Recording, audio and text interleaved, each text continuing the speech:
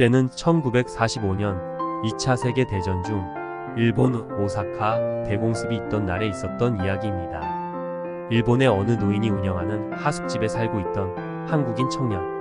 하루가 멀다시피 계속되던 미공군의 폭격 속에서 청년은 오랫동안 살았던 하숙집에서 다른 동네로 이사를 하게 되었습니다.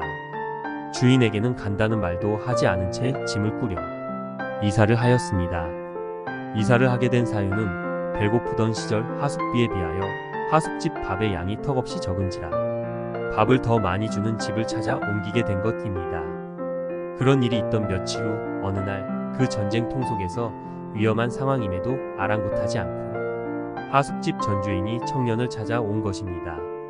깜짝 놀란 청년은 하숙집 주인 영감에게 대체 이곳을 어떻게 알고 찾아오셨냐고 물으니 하숙집 주인은 자네가 간다는 한마디 말도 없이 갑자기 다른 집으로 이사간 이유를 알고 싶어서 물어물어 수소문하여 찾아왔다고 했습니다.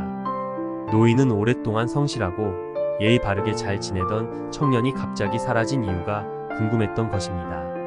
무슨 이유로 주인에게 말도 없이 하숙집을 옮겼는지 어떤 이유가 있는 건지 궁금했나 봅니다. 청년은 특별한 이유는 없고 단지 하숙집 밥이 적게 나와서 라고 대답했습니다. 인사를 못 드려서 정말 죄송하다고 했습니다. 노인은 그 말을 듣고 나서 이유란 게 그것뿐인가? 그러면 내가 밥을 많이 주면 다시 우리 집으로 갈 수 있겠느냐? 라고 청년에게 물었습니다. 청년은 그러면 그렇게 하지요 라고 대답했습니다. 전 하숙집 주인은 그럼 지금 바로 짐을 꾸려 자기 집을 가자고 하여 청년은 다시 원래 살던 하숙집으로 다시 돌아오게 되었습니다. 그런데 그날 밤에 새로 이사가서 살던 동네에 미공군의 대규모 기습폭격이 있었습니다. 밤새 공습이 있은 후 다음날 청년은 그 동네에 가보았습니다. 그곳에 가보니 이게 어찌된 일입니까? 새로 이사가서 살던 하숙집은 폭격을 받아 집은 통째로 흔적도 없이 나라가 보이지 않고 집이 있던 자리엔 커다란 물웅덩이가 생겨 있는 게 아니겠습니까? 그 장면을 보고 청년은 엄청난 충격을 받았습니다.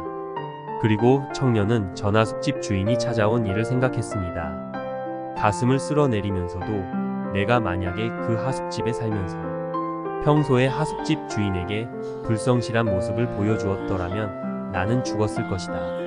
정직하고 성실하게 지냈던 덕에 나는 목숨을 구할 수 있었다라고 생각했습니다.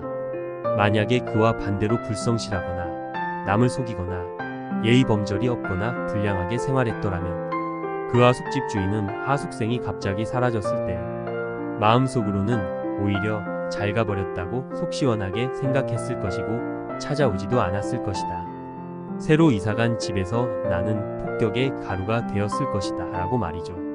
이 이야기는 실제로 있었던 일이며 우리가 살면서 정직하고 성실하게 살아야 한다는 것을 일깨워주는 이야기입니다.